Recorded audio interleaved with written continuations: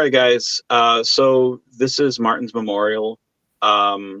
We thought it would be appropriate for those of us in the community to kind of come together and talk about Martin. To those of you that don't know, Martin passed away a few weeks ago, and it's really hit the fan film community pretty hard. He was a good friend to all of us, but to those of us that knew him, he was family. He was really enthusiastic about fan films. He was enthusiastic about friendship. He was just a lover of life. It's been a hard couple of days since we found out, but we wanted to do something since we couldn't be there in person for something for him. We wanted to come and just share some memories and give you guys a chance online to leave some comments and share your memories as well. This is just, the Martin hour per se. Hey guys, sorry for the weird framing on this video. I'm driving to a shoot at the Goddard Space Flight Center for Farragut Forward, and so I've got my camera sort of on my dashboard. But the first time I ever saw Martin Bennett was the old films from Starbase Studios, which he was a big part of course. Ray Tessie's Starship Republic short that he did, and then who could forget Melbourne? That was a big film for a lot of people, and he was in that film. And then I got the chance to work with him on Constar, and those were the 2 days that I got to shoot with him for Constar. Those were really good days. I mean, just the best days of fan films where everybody's having a good time, you know what I mean? And so the few things that stick out to me about Martin are, one, he was really funny. I mean, he was the original author of the Constar memes, back when we would make all of those jokes about, Paramount's stealing ideas from us. He was the one making the first memes about that, the Constar memes, and they were hilarious, man. They were great. And then, one of my favorite moments in Constar, the motion picture, is, it's the part where he's talking to Leslie, and just kind of out of the blue, he's like, "Oh, which one of you cats made that horrible smell?" And it was so out of left field. It was so funny, you know what I mean? And the way that I understand it, that moment almost didn't make it into the film, and I'm really glad it did. Like, I remember when the first time I was watching it, when they put it up, he said that line, and I was laughing so hard I had to hit the pause button and like walk away for a while, and then I had to come back and like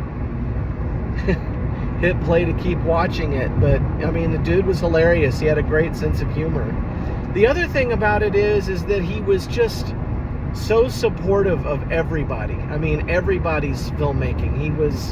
He was not the kind of guy who wanted the limelight for himself. He was involved. He acted in films, and he was a great actor. I mean, go watch that scene from Ray's Starship Republic film at the end, where he's like trying to convince the captain not to fire on the planet. Man, he's really good in that scene. Watch him in Constar, the motion picture. He's really good in that.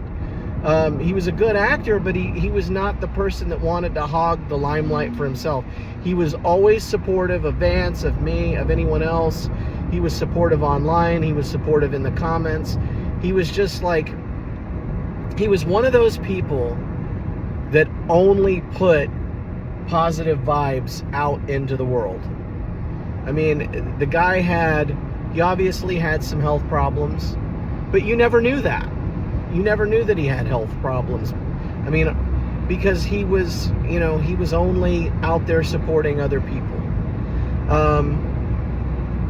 And I think too that he's the kind of person who is a great example and a testament to what this community of Star Trek fan films can and should be.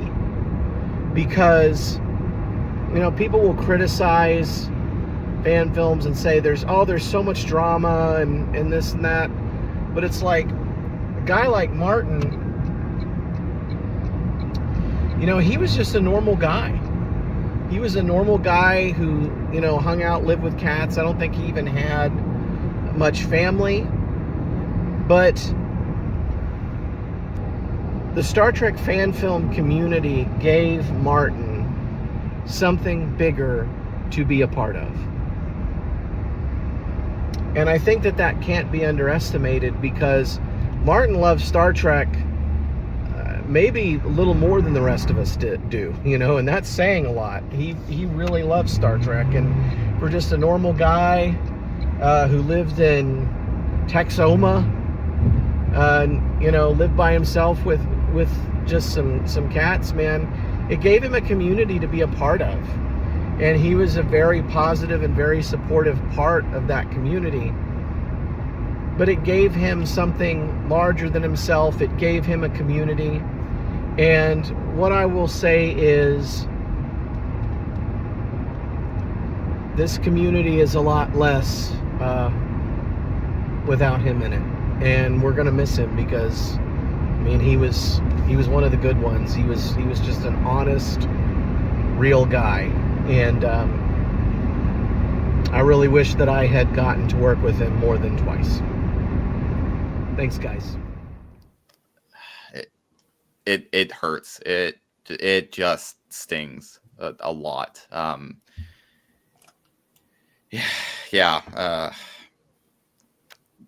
Really, really rough few days. Really, he has not left my mind. No, at all. That's like Royce. When he gets out of school, like we'll usually play something, even if it's just for a few minutes. And because working as much as I do, I don't get a lot of time. But I've always felt that it's quality over quantity. But if these past few days, I've had to explain to him, like, hey, Daddy's not feeling himself, man. Mm-hmm. and I don't want to lie to him and say nothing's wrong. Exactly. But, and it's one of the best things you can do as a parent is inevitably you're going to need to talk about death and about loss. It's something very, very human, and it's something that needs to be done honestly, without flanderization or anything like that. Like it's going to be a really, really good learning experience for Royce. I'm really glad that he did have that time with Martin. I still have it on video. So I've gone back and watched that video of the whole Harrison experience, and then him at his videos of the Seville and whatnot. So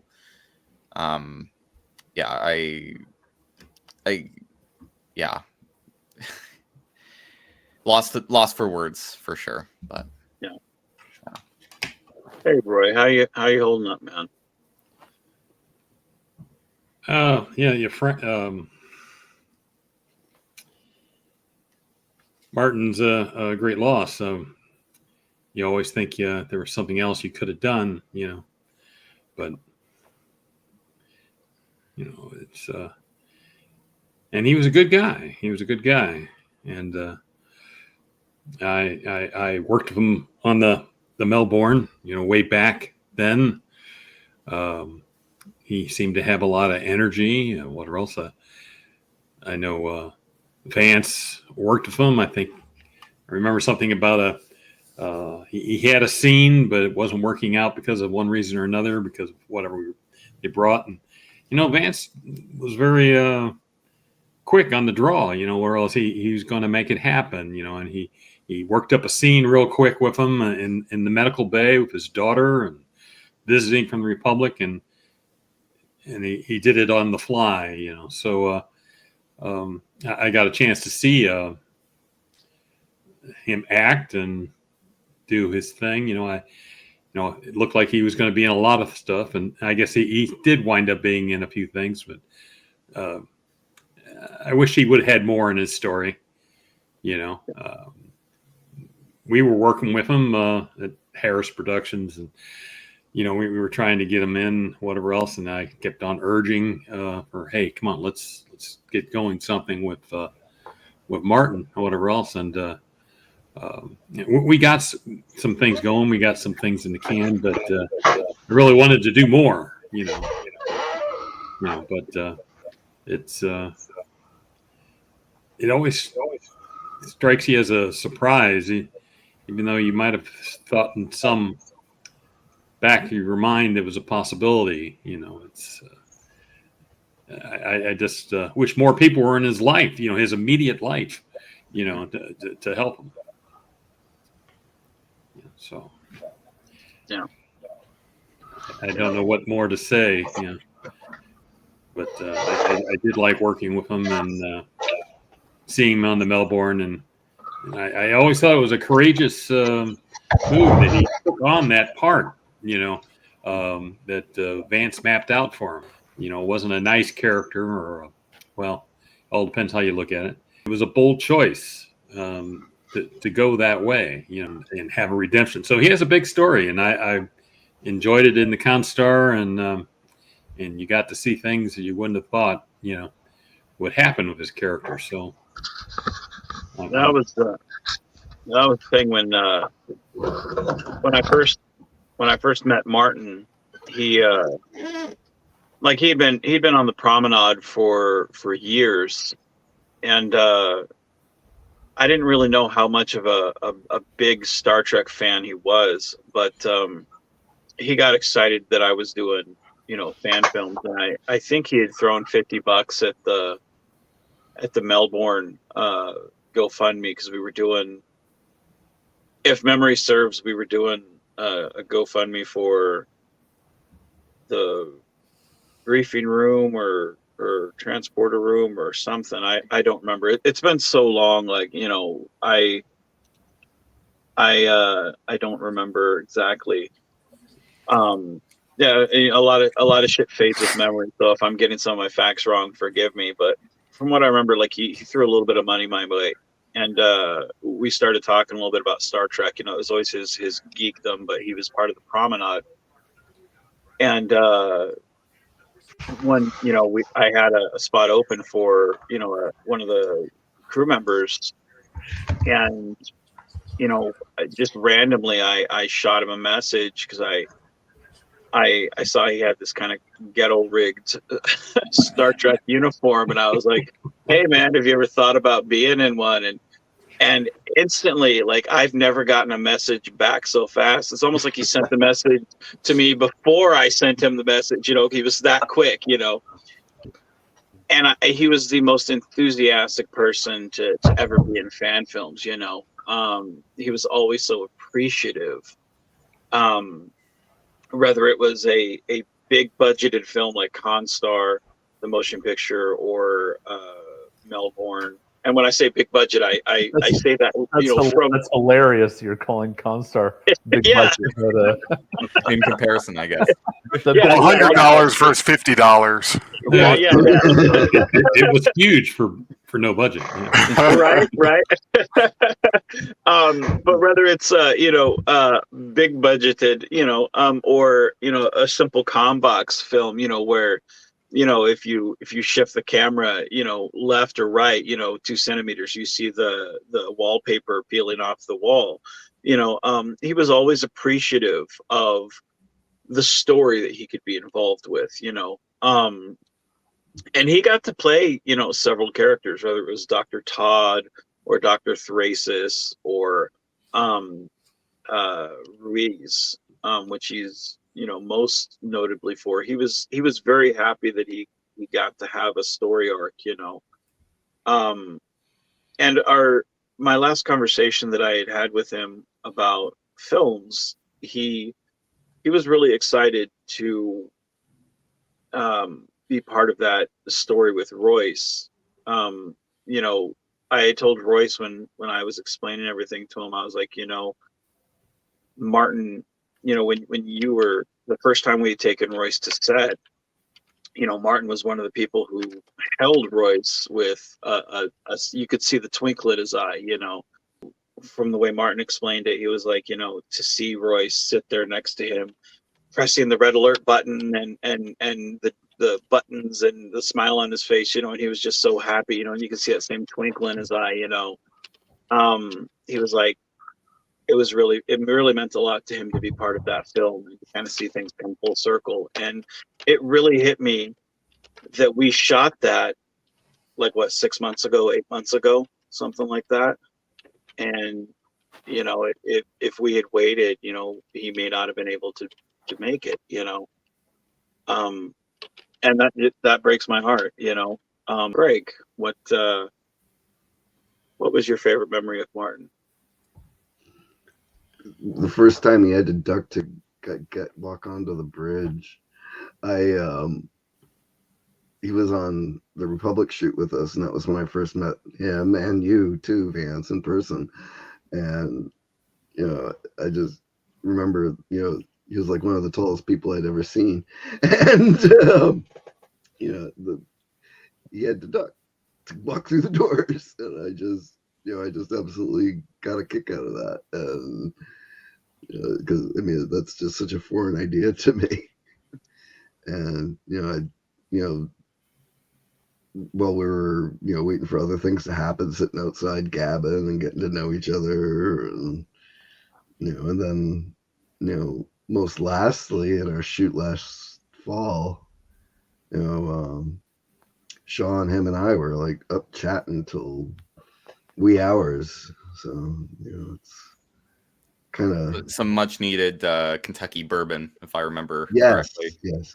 So, and that was so I mean those two bookends I've been bouncing back and forth with, and I remember one of the shoots he wasn't able to join us, and I remember feeling really badly that I was on this side of Arkansas, and there was no way I could like pick him up on my way in, to make sure he could come. Yeah, that was the one thing that like his and my conversation, like I always felt like Martin really lived the fan film life. Like he saw the characters a little bit more real than like I've said before, like us producers, we see the shows as our ships, but Martin, like he really saw the characters a little bit more closer to, he saw himself a little bit close to Ruiz. He saw him and Russo as the best friends. Like when he spoke about you, like he really spoke about the closeness to Pond. He loved you a lot, man. Like when he spoke I loved him too. And I was hoping over the winter, even though I had horrible cold and flu all winter, turns out it was allergies, culminated by bronchitis. It's like I was like starting to sketch out ideas. I wanted to do like Tales from the Junkyard with him, Tales from the Scrapyard, in Concert of the Motion Picture. I was absolutely thrilled with his little setup for the combox part, where it looked like a desk like down in the workshop, and all the crap on the wall, and I'm like, he went all out. Here I am just putting some sort of backdrop behind me, and he had a real workshop desk. It made me think of every machinist's workshop I'd ever been in. Yeah, that was the thing about him. Like he always, like he always thought about like the little integral details where he could sit there and freeze frame any second and be like, look at this, look at this, look at this, and there was always some reason for anything, and I always wondered, like, if he were to have like hell, a $1,000 or $2,000 budget, like what could he do with the film, because he was always so smart and always so crafty, and yeah, he loved the hell out of you, man. He always spoke very highly of your guys's whenever you guys would whenever you guys could film, we'd go to set or whatever, you guys hanging out, whatnot, and I always got the impression and that you guys were, like the Data and Doherty, or the Bashir and O'Brien, of the Constar, just because of how close he felt with you, and I loved that, about seeing you two together, Yeah, it was always good to get together with them. And it's like even off camera, I always knew I'd have somebody to pal around with when other stuff was going on. Yeah. So Sean, you you guys had a fast friendship at this last at the last film shoot we got to do. Tell us a little bit about that. What trouble did you guys get into? So and this is all in the video diary I did for that trip to Harrison. It had been like a very, very long day for me, getting to the airport at like 6 a.m. and then I finally got to the Seville at about 10 p.m. and I messaged in the group chat for Constar, the motion picture. I was like, hey, if anyone's at the Seville right now, if anyone wants to grab a drink before waking up at 6 a.m. to film. And first person to respond was Martin. Said he was in the presidential suite with Greg. I am sharing a room with Greg Teft. He was nice enough to let me stay in his room. And man, this is a heck of a room. He went all out. This is the presidential suite. And I managed to get up here before he got here, and he made all the check-in arrangements to get me able to check in and all that. And yeah, I knock on the door opens, and then there's just this giant in front of me. Like I'm looking up, and it's a surreal thing for like meeting someone long distance that you haven't met before, and yet you know them. You just do. So I'm looking up and I'm going, Martin, and then there's just him, Sean, and had a foot over me despite me technically having a foot over him. He made that joke a lot. And we bonded, pretty immediately on set and everything. Like he was constantly picking my brain. Like I remember very vividly our conversations during the shuttle shoot in the basement at Warp 66, and then I think one of the best things I did during that trip was I booked an extra day. So that way, we wouldn't be, wrapping up the day at like 10 p.m. and then I would need to board a plane at like 4 a.m. or something like that. I gave myself a gap day. And it was the best thing I could have done, because I got to spend that one last day with him and Christina and Greg at the Seville. And, hence why we all signed one of those plaques there of just everyone's name that stayed at that hotel. And me and him chatted a lot. He was very, very interested in wanting to be part of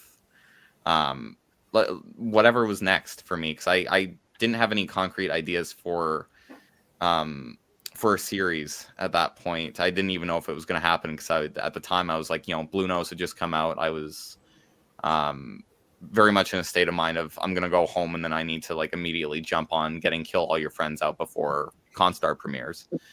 But I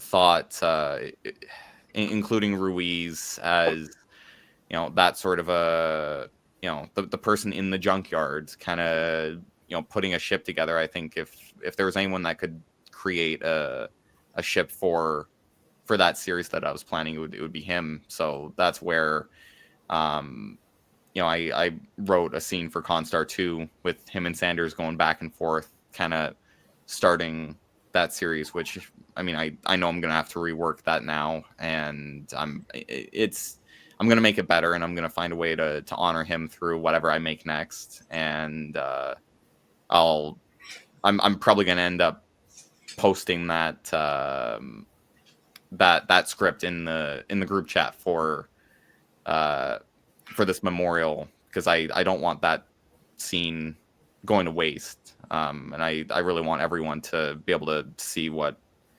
the original plan was, because I think that's incredibly important. I hope he got a chance to read it before he passed, at the very least. And I still remember very, very vividly the last thing he said to me before leaving, and that was, "Sean, I don't want to go home." And I really got the sense from him how isolating it must have been for him. And I know how isolating being disabled gets. And I think that's a very, very important thing. Check up on one another. And there might be times where it might be like a little bit overbearing, but it's better than, you know, standing idly by. Like, always check in on one another. Like, always let someone know that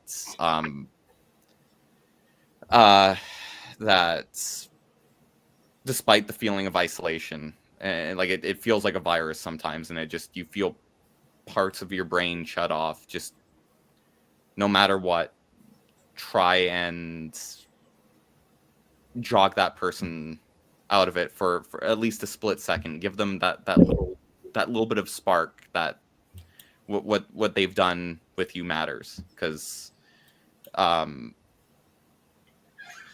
everything that Martin did mattered to me. It wasn't just his character that died. It was him. It was I had a lot planned. I had a lot planned for his character, and I really wish I had gotten a chance to make what I'm making with him, because he is and always will be my friend, and I'm really, really gonna miss him, and whatever I do is dedicated to him. That's one of the things, like, people, you know, I've said a lot of times that, you know, these films, it's not about, you know, the comments that you get, or the likes, or how many subscribers you can gain off of it. You know, it's about the friendships that you make. You know, I know me personally, like, I've gained a brother out of Frank. You know, I've gained a great friendship out of Greg Mitchell, Greg Taft. You know, I've met Roy Ivey. You know, I've known you for over a decade now, I think. You know, you know, got to do interviews with Jefferson and Steve. You know, seeing your guys' work. You know, it's like, everybody on panel here, I wouldn't know if it wasn't for fan films. Martin, he saw this the same way. He sees you guys as like legends, and you know, it's one of those things where it's like, all of us, you know, we know that we're just people, but he never saw it that way. He saw it as, my God, I get to work with all these legends in the field, you know, and he got so excited every time, you know, because he loved living in that pretend world. You know, to him, that was, you know, we were all the Star Trek people, you know. And that's what fan films does. It creates that sense of wonder that we had when we were kids, and we get to play pretend, you know, and have that fun, and get those friendships, you know, like we all have, you know, on panel, you know, even if it's not a, you know, the greatest friendship, you know, at least a sense of, like you said, Sean, you know, you know, people that you may not have met in person, but have seen online, and then you finally meet them, you know. So many of us have that same story where, you know, we may have worked with someone, we may not have physically met them, you know. That's so many of us, you know, who've worked together, you know.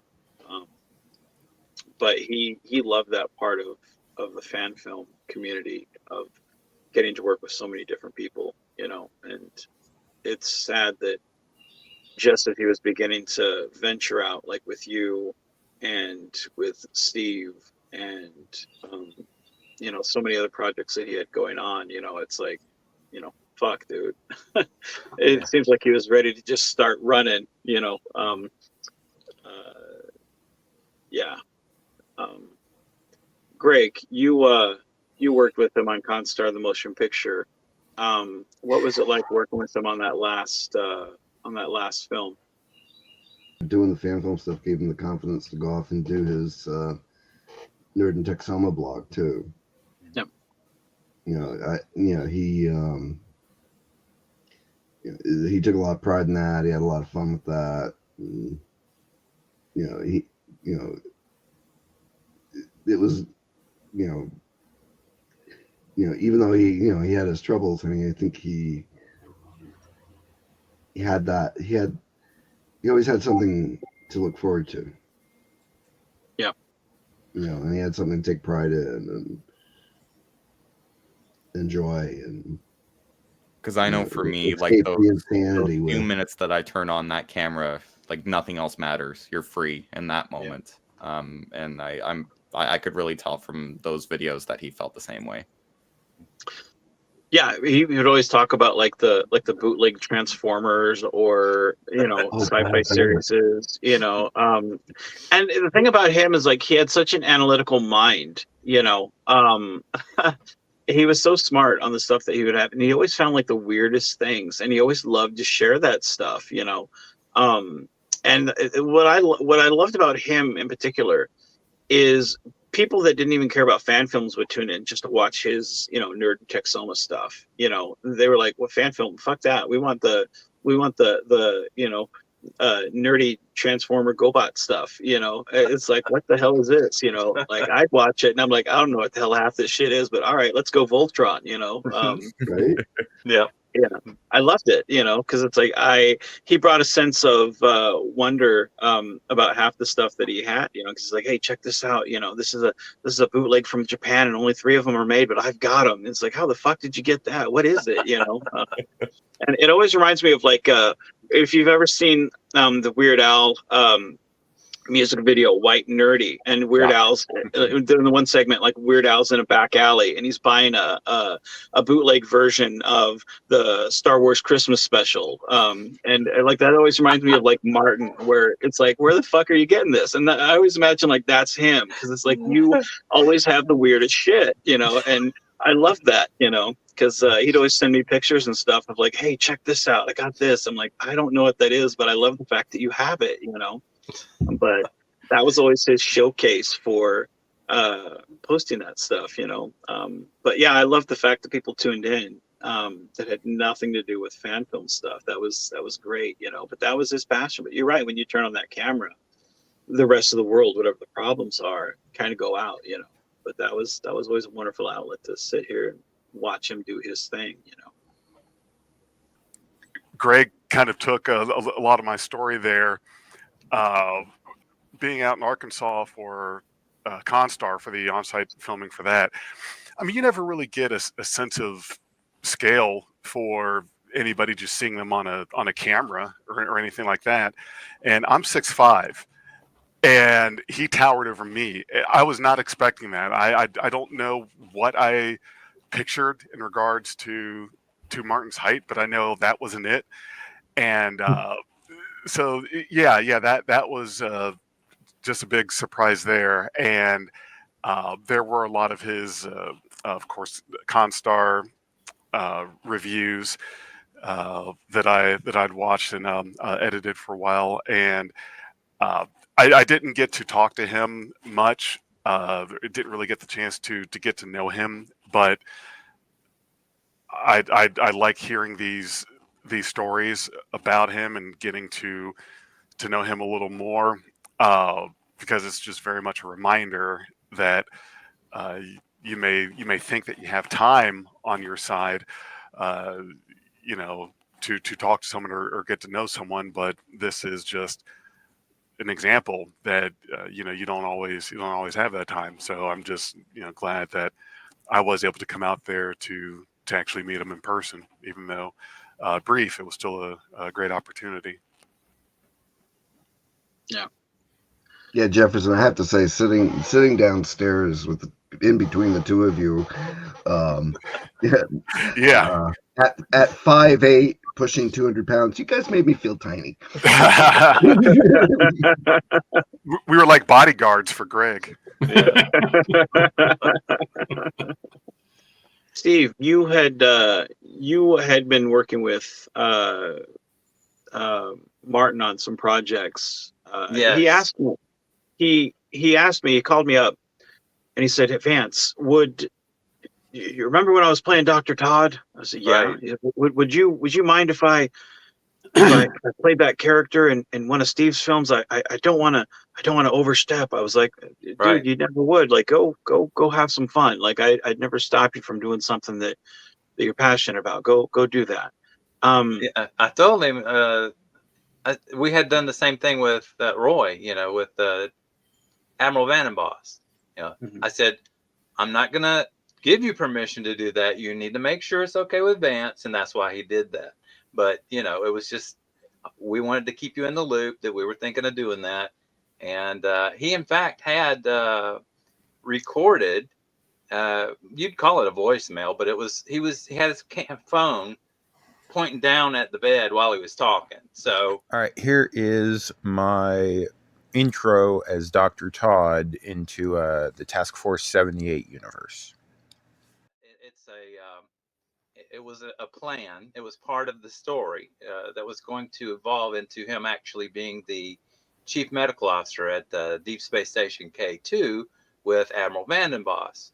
So he was contemplating his life after the Melbourne disappeared and his loss. You know, his daughter or his child had disappeared or died, and he getting a divorce from his wife, even though they had gone back to the planet to just settle down and try to get on with their lives. They just couldn't do it. And he's like, you know, I got the farm, but it's not what I want now. It's, you know, frontier medicine is what I want. And so I'm hoping that we can resurrect that properly.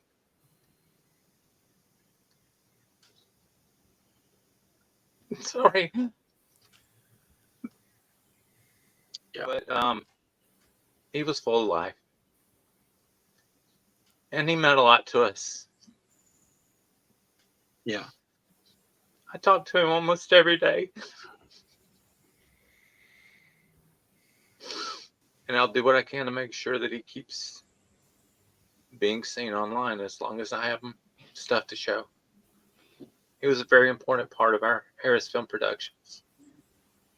And I think you'll enjoy his outlook on the reviews that he was participating in. So. Yeah. It's whenever he spoke about you guys, he always spoke very highly of you guys, and that I know you and I've butted heads on a couple occasions, Steve, but nothing important. You know, whenever he spoke about you guys, you know, he always spoke very highly of you, and he seemed to have a soft spot for you guys, and I look forward to seeing what you have, you know. And that's the thing, you know, that's part of the beauty of doing these films is, you know, we get to keep the memory of maybe not us, but, you know, the thing that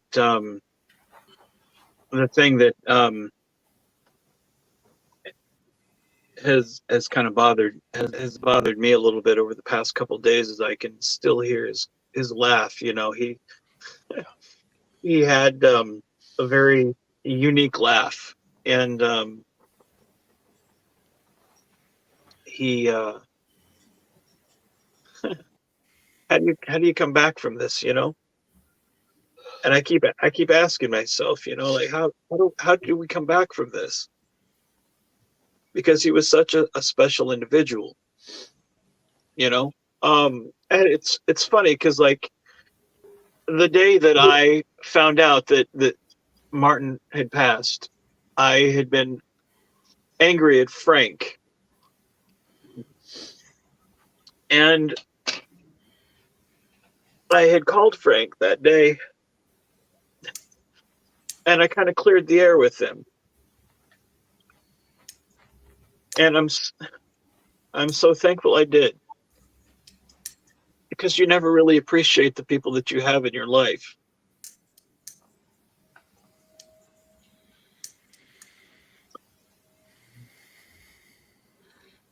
But this is fucking hard, you know, because nobody believed in these stories that we fucking tell like he did. And it's not about the fans that we have.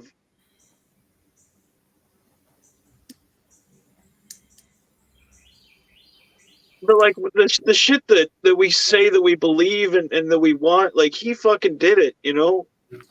Like he'd sit there and he'd talk about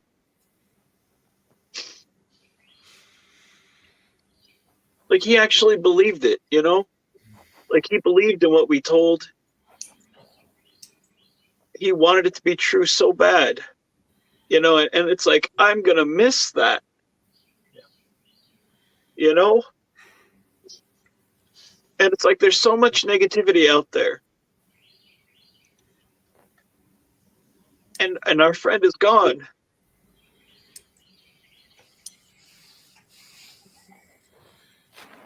And I don't know how to come back from that.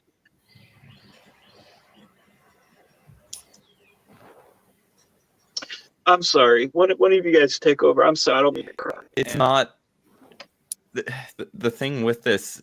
It's not expected that you're gonna have the answers immediately, and if you force your mind to have those answers, it just makes things worse.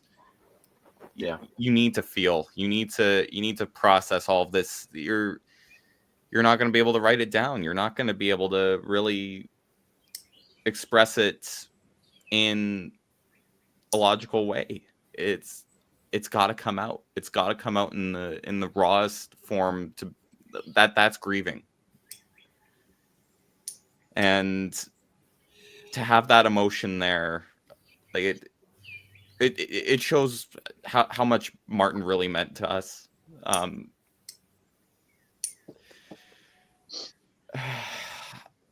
so glad I took that extra day. I am so glad. I'm glad you did too. yeah. I mean, I He had a was flat happy. afternoon, but when I heard how much fun you guys had, I was Yeah. like, wow, that's sweet. And He was telling me stuff, and I was like, "What are you talking about? What? You did what with who now? What about the presidential suite? What are you talking about?" We tore up the Seville. We completely. It was the presidential suite at the Seville. Yeah, but still, it I does mean, sound important. I've had to spend more on a crappy room in the Boston area. Yeah, but you know, I mean, when like, we're isolated, you know, you're disabled, you can't go anywhere or do anything, and then all of a sudden you're in a presidential suite. That is important. That is a life-changing moment, even if it's just the name of the place. Seriously. Well, that's part of why I rented that room. It's like, okay, 2 guys in one room, you know, at least let me get something big that we can spread out in. Yeah, that was great. I loved his travel log he did of the Constar, the motion picture, when you guys were there. And I was just a little surprised that it took him so long to put it together. But I talked to him about it, and he says, "Well, I'm doing this on my phone. My laptop broke, or I can't get it online or something." Like, okay, man, we'll get that and there fixed. was a part in that vlog where he was filming some like exterior shots of the hotel, and he forgot that he left his phone on like the 240 frames per second mode. So me and Christina are there, and you just hear us going, "Whoa." Yeah, I was watching that today.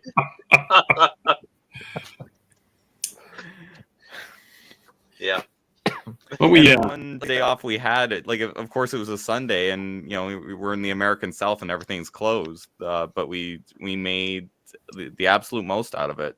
They, like, Martin and Christina really indoctrinated me with Sonic and all of the, you know, the weird soda options that, like, you know, up here we don't get that. So it's yeah, no, Sonic gets the Canadian stamp of approval right there, thanks to Martin Bennett. So Well, you guys still have Tim Hortons, right? we do. Yeah, they took it out of Maine. It's missing technically that. Brazilian now, not Canadian, but that's not stopping us. But yeah, no, and I'll never get to bring him up here and indoctrinate him with our own weird stuff. But no, I'm thankful for, and I'll keep saying it. I'm thankful for that one day. Isn't it amazing how much one day can make? Yeah. Yeah. And you guys have no idea. I mean, I'm stuck at home. I don't go anywhere. I have an autoimmune illness. I'm disabled. Martin and I were in a similar boat. You know, and it was just, I could talk to him any time of day, vice versa, and then everything just stopped. I'm like, dude, I'm getting concerned, and I was just shocked that he's gone. It was such a force, you know. Well, if it wasn't for you, we wouldn't have known. Yeah, if it wasn't for you reaching out, because you would talk to me and you were like, hey, have you heard from Martin? And I was like, not really. I mean, it's I had no clue what to do. Yeah. You know, and that was the only reason why I reached out to, you know, the police in that area to get the wellness check, you know. But I mean, because I'd been used to him going kind of, you know, quiet, you know, because I know for me, like whenever I get pissed, you know, I kind of just shut everything out and go dead silent, you know. For a day or two. Yeah, that's fine. I gave him that. Then I thought maybe his phone was broke, you know, that happens. Yeah. So I do with cats, right? Yeah. we were always trading videos and pictures of our cats. Yep. Avid cat lover, right. Yeah. But, so Roy, tell us one of your favorite memories of Martin that you have. Those times at the Melbourne, and just recently, you know, I think people should go out and watch the episode of Nerd in Texarkana. Texoma. Nerd in Texoma. Texas and Oklahoma. Yeah. Steve helped him with that, and he made an episode.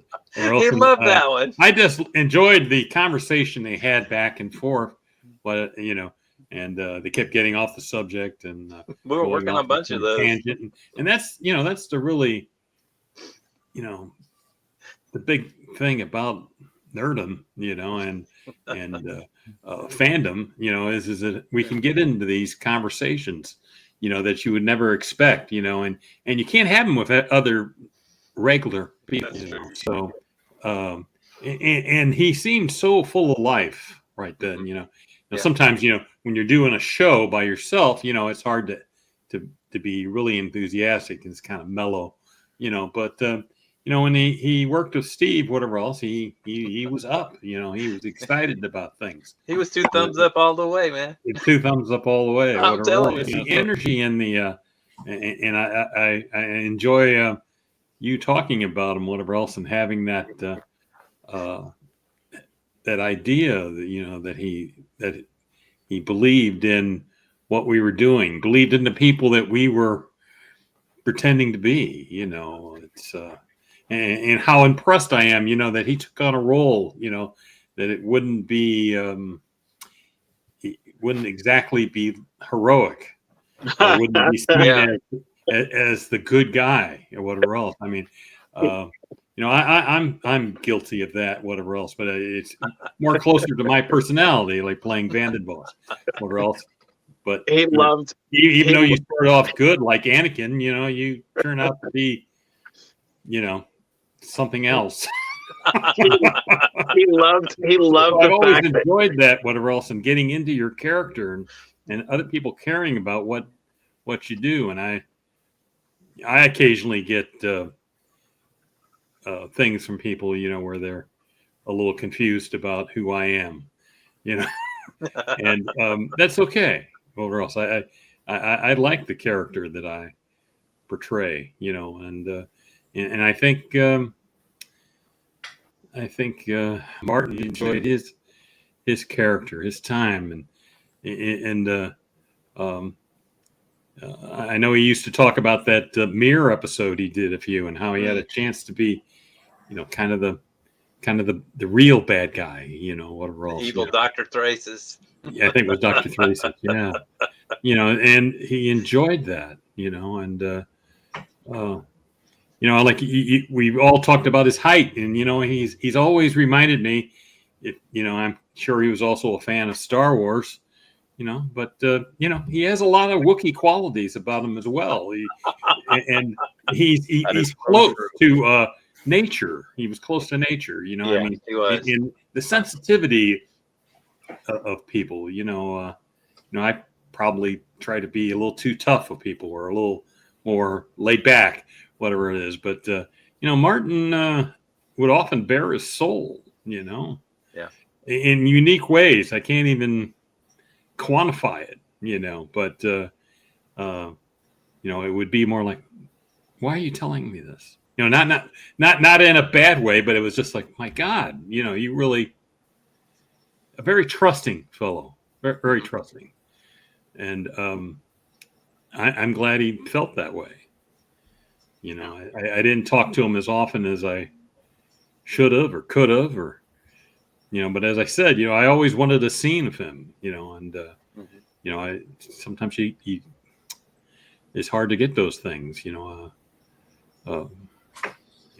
There's, and I'm always confused a little bit, you know, with, you know, how I know somebody, what else? And I try to think, okay, now, have I ever met this person? I feel like I have. Right. I know these people. I know all of them. But, you know, yes, I did meet them on that shoot, you know. And then there's other people, it's like, yeah, I know them. No, you don't. You know, I've never met them. But I've never met them, you know, or whatever else. And that's weird, you know. Sean, I haven't met Sean. I feel like I know Sean, you know. One of those rare opportunities where I'm sorry, I'm talking too much about myself. Where I had a chance to do a whole show practically with Sean, you know, talking over the comm box, whatever else, you know, and that's not usually the case for me. For me, usually I'm an after credits guy or whatever else in the Constar films or whatever else. But you know, I was you know, a co-star more basically in that show, you know, and he talked to a few other people as well, you know, but the Van and Boss thing was significant, you know, whatever else. And we talked about real stuff, you know, and it's Martin probably was in that one. Now that I think about it, but I don't know if he had a conversation with him or not. I miss Martin. And, you know, I think he brought energy into this life. Yes. You know, it just, and I said, you know, like a woodland creature or whatever else. He was in tune with that, and he was not embarrassed at all by being in tune with his people, you know. So I think we were all lucky to be friends of his, you know, and that he considered us friends. Absolutely. So, you know, I'm honored by that. Yeah. Well, Frank, you got to work with Martin on the last shoot that we got to do on in Harrison. What memories do you have of Martin? Yeah, I remember Martin not only from the Constar shoot, but when he did the shoot with us for Crossroads and the Question of Balance, where he and I had a conversation on that. And, you know, his energy was definitely there you could tell that he was there. I really don't want to talk too much. I've just had too much lately with Jen and Royal and everything else, and now Martin. I'm just shutting down. The mortality of it, I just talked to Jen yesterday, and she said, Frank, I've got some stuff for you and Jason, Star Trek stuff I want you to have, and I almost broke down. Sorry, Frank. Yeah. So, just I'm not having a good emotional time. And then Royal, even though we've had problems in the past, Royal was there, and when I was building the Farragut sets, Greg and I, and now Martin, it's just 72 years old coming up on it, and I'm looking at mortality myself. Okay. Yeah. Too many funerals, not enough weddings. Yeah. Greg Mitchell, you worked with Martin on the last film that we did. You want to share some memories of Martin? Yeah, Sean kind of and others have said it, but especially since I edited so many of the movies before we even got to the motion picture, I'm sort of on the outside looking in, but I've edited everyone so much that I feel like I did know everybody, and it's and I remember, oh, you've never actually seen me. It's I'm just watching all of your outtakes and assembling all of your footage, but that was one of the first thing I think of Martin is the cat is when he yells at his cat, and it's not meant to be, it's not in the script, it's just the cat was interrupting the shot, so he yelled at the cat, and I ended up putting it in the movie because I thought it was so cute and so honest. And then I feel in later movies you guys purposely have him talking about his cats purposefully in the movies, right? So I feel I take a little credit, I guess, for beginning the running gag of Ruiz and his cats. Oh, damn! Which one of you cats made that smell? But what I was most impressed with working with him in person is that we're not, with rare exception, we're not actors. We're just guys, and in our characters, I think one of the strengths of your writing, Vance, is that you write us who we are kind of as people, and so our characters are just sort of a little to the left or the right of who we just really are in person. Mm-hmm. But still, as a director and as an editor, you're looking for non-actors who can honestly be themselves on camera. Because I tell people, you don't have to be a character, just be yourself. But when you turn the camera on, people kind of I don't know what to do, and they get all weird. And it's don't do something, just be yourself. Yeah. But I felt with Martin, that was never a problem. You always, trusted. Maybe he wouldn't get the line exactly right, but it would always come out honestly. He would always give an honest delivery and an authentic delivery, and that's the best that you can hope for. That I hope for out of a non-actor is to just be authentic, and that adds something to the performance. So all the scenes that he had were just so real. They were so honest, and it really helps the scenes. And some of the things that I was really impressed with was, if you remember when we were on the set, he had a whole story behind the fact that now he had to account for his character having a prosthetic leg, right? Right. And so he created a whole backstory about how his character got this and who built that leg. And he had a shirt on that was tied to something like a real world thing, like a ship, like a fan club ship that he served on. One of his first fan clubs, yeah. Right. So I love that he had all this stuff that he had baked into his character that was touching on his real life and that was important to him. And as a writer and as a creator, that's really exciting that he didn't just show up where do I stand? What do I say? He came in with all these years of backstory that he had put into this character, and that was really exciting. And I know that as a director, because it was hard to get around those sets with him being so gargantuan tall, but also being lopsided with the prosthetic leg. And we had some kind of action stuff. Like he had, you gotta, come over here and do a thing, and you gotta run here and do a thing, and you gotta sit down and do a thing. And he was like, I don't know if I can do that, like, easily.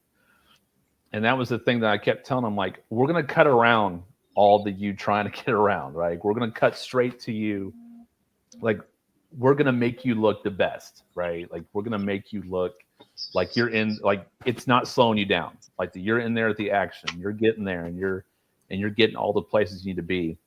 And I think he appreciated that. And that was important to me. Just like that he didn't look like he was slowed down by his disability, that he was right there in the action, hitting the buttons and doing all the beeps and the boops when it was time, and a part of the scene. So that was important to me, and I was really, I love anytime the camera cut to him, I felt like he was doing something that was interesting, that was worth watching. And I really appreciated that. He was just so just kind of effortless in his character. And speaking of his character, talking about Ruiz not maybe having the most noble moments, I know what it's like to think that Vance has written you as a good guy, and then you get the call one day that Vance is like, I'm thinking of having your character be responsible for a planet blowing up and billions of people losing their lives. How do you feel about that? So I'm sure when he came in as Ruiz, right, he's like, oh, man, yeah. And I'm sure Vance gave him the call and said, hey, I think I'm going to have you be responsible for the destruction of the Constar, and you betrayed all your friends and family, So I'm sure that's not the role he thought he was going to get when he signed on.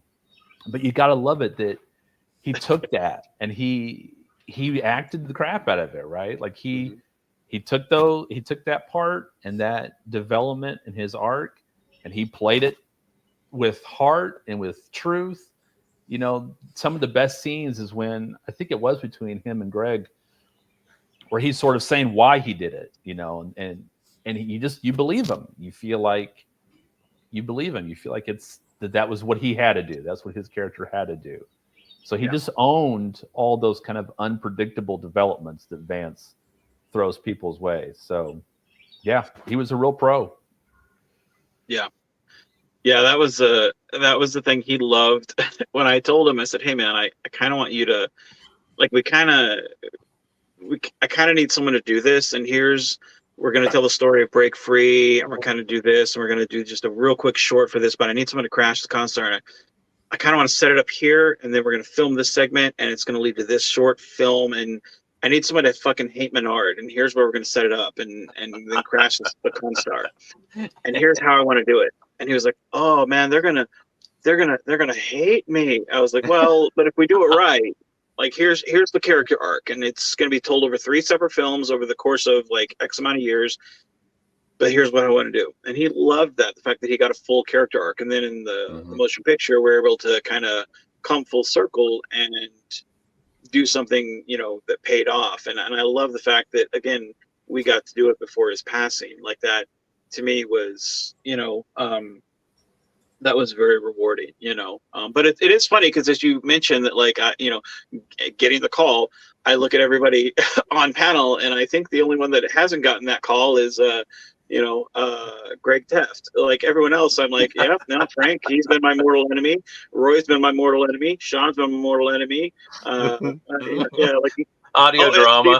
Yeah. So, okay, 2 people. Yeah, like most of the panel is, Well, I mean, I even sent Vance the script for Kill All Your Friends, and it was just him, like Sanders killing Tesla, and then Vance sent me the plot for the motion picture, and he's like, no, you slaughter your entire crew. Everyone on the concert is dead. Yeah. Vance believes in the Like, heel all right. turn. It's like we all turn Okay. heel. You know? That's okay. That's okay. Vance wants to kill me off.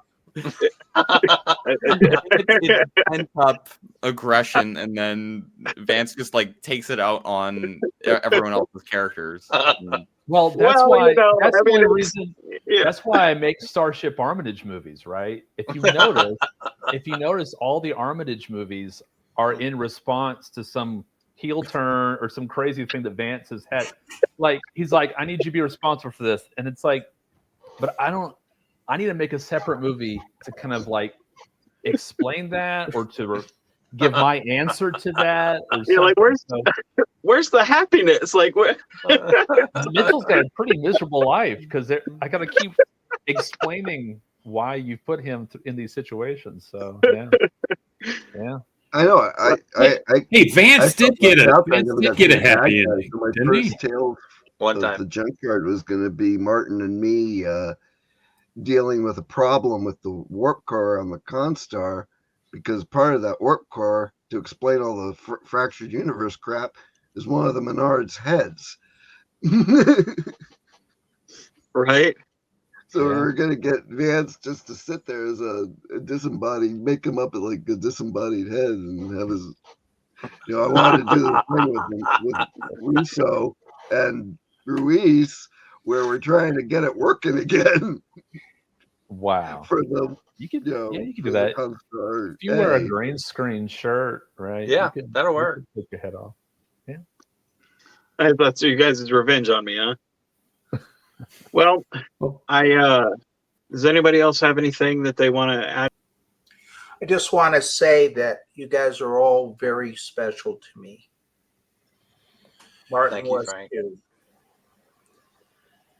And that I love you guys.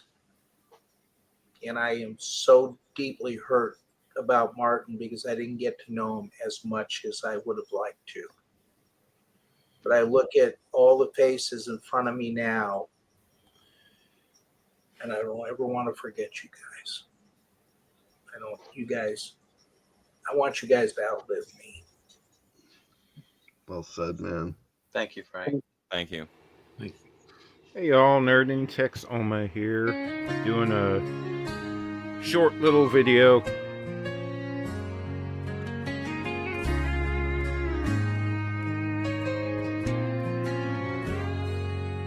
You blessed so many lives, more than you ever knew, with a quiet strength and kindness in all you'd say and do. You couldn't seem to see it, but we were better through and through, just from the simple gift of getting time with you. Those of us you touched, well, we carry that each day. We'd give the world if we could find a way to have you here beside us, laughing like before. But life don't always give back what we're aching for. At times we feel lonely, left so far behind. But then we close our eyes and your memory shines. Though you're not here beside us, we still feel your glow. Know the light up ahead. This is Showing us Constar Review with Martin Bennett. Just a bend in the road so far. Till we meet again, you remain our brightest star.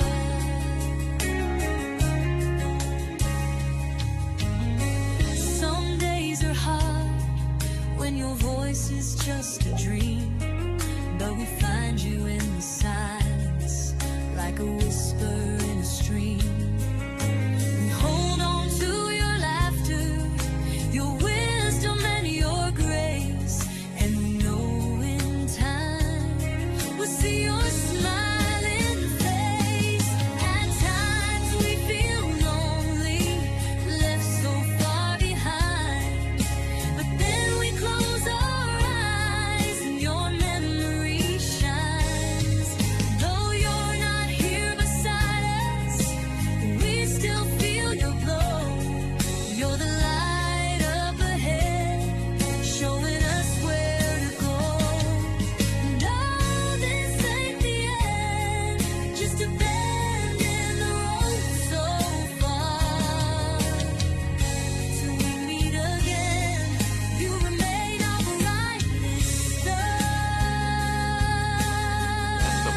all of your efforts there, Martin, especially your reviews and films that you've got coming up.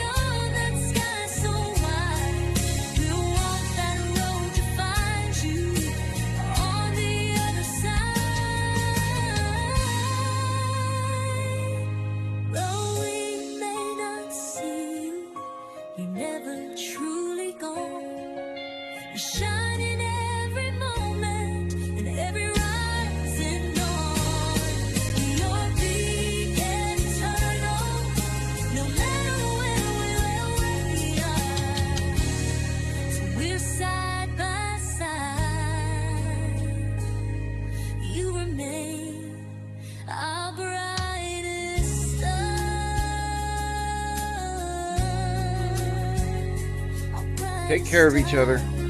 Be good. Be good to each other. You know, we're all struggling. We're all having a hard time. So do what you can to be positive. All right. See you later. Bye.